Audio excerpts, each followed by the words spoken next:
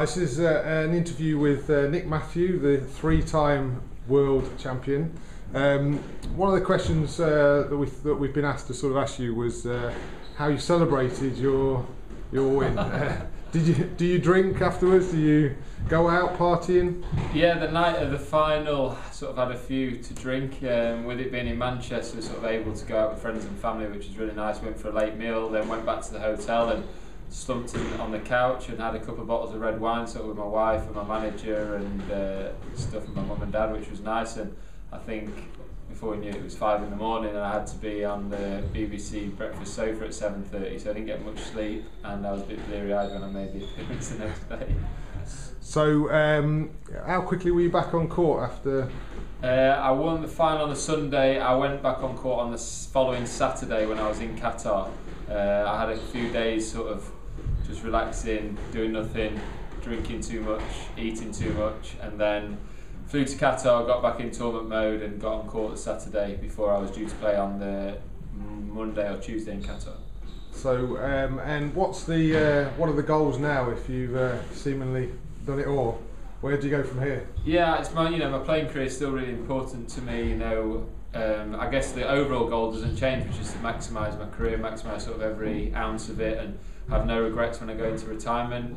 Commonwealth Games has always been really high on the agenda next year, so that's in July, obviously in Glasgow, and that will be great for squash to showcase ourselves, and hopefully I can showcase myself there, because the Commonwealth is a massive, massive title and one that sort of transcends the sport really. So from here, what would you say when you come out from your tournaments? What is your sort of daily routine or weekly routine that somebody, you could give us some idea of what life of Nick Matthew is away? Yeah, when there's no tournaments on, I'm longing to get back in a bit of a routine at the moment. After the Worlds, it's been tough to get into any sort of routine, so that's been frustrating. But I always play my best when I sort of get a really good routine, which involves sort of about 5.5 days of full-on training. Used to be sort of 6, but I've tried to lower it down a little bit since I've got a little bit older. Usually have sort of 5 full days in the week, and then Saturday morning, and then have the full weekend off, which sort of allows you 48 hours before the session Monday morning. Those sessions might include a couple of strength and conditioning sessions, couple of sessions technically with my coach DP, might get on court with Neil Gary for a pressure session. If a tournament's coming up, I'll get on court with a couple of players and do some match practice. There'll be one solo in there, and then there'll be a couple of physical sessions, like I do a lot of running, tempo run, interval running, or on the treadmill, and then maybe a bike session or a circuit or something. I don't know if that's 11 sessions, that sounds like about 25, but hopefully my maths, I'll vary them around depending on the week. If I've got 3 weeks, then building up to a tournament, obviously I'll get more match play in closer to the time.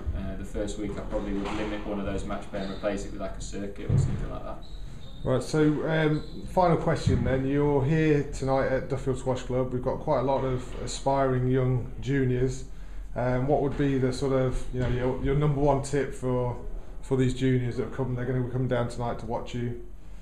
Anything? Yeah, it's just great to see so many juniors that come down to see the PSL matches. I go on quite late, and the kids here are brilliant. They stick around. They often coach me in between games. There's one young lad who always comes down and he tells me to play more drop shots, which I think is the story of my career, not just my PSL matches. So I have to keep remembering that maybe I should take advice off them, I think, rather than the other way around. But from my experiences, there's 2 things. One thing's really important to enjoy your squash, no matter what, even if it's whatever sport it is. It's really important, I think, to enjoy your sport. But everyone says that, so.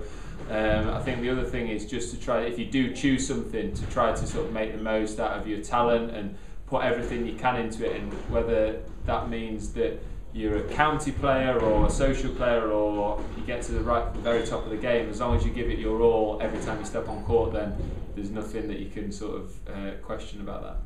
That's brilliant. So thank you very much, Nick, for your time, and good luck tonight. Thank you.